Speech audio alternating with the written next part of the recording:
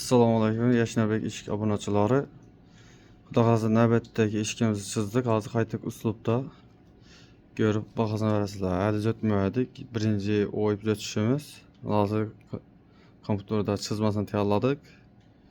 Keyin o'yib o'tib videosini qo'yamiz.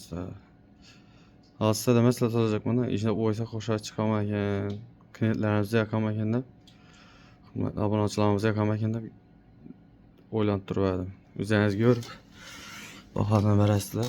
İşini tuzatacakmız bu işlerde. Hozir qayta o'tdik, gullarni yopishtirib ishni chiqaracakmiz. Bir meda chiziq bo'ladi.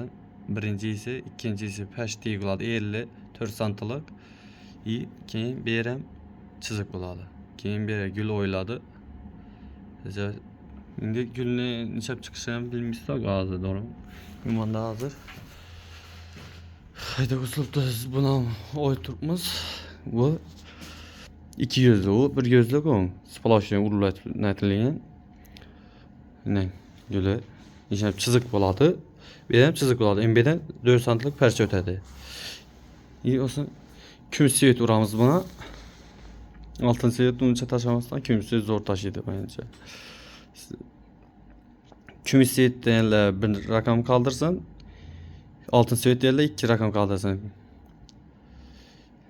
Kas köp narsa shuni kirasigan uramiz, xudo xolasa. O'zingiz tanlanglar, necha svet urilajagini ham bir kapı içinde ham ishlab ko'rjakmiz. Necha chiqadi ekanda o'ylanib turibman.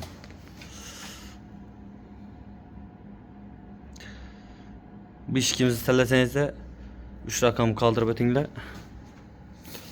Shuna qarab nata beramiz. Sizlarni e'tibor qilinadi har bir narsangiz. Sizlar yoqsa bizlar yoqqanicha. Hurmatli obunachilar.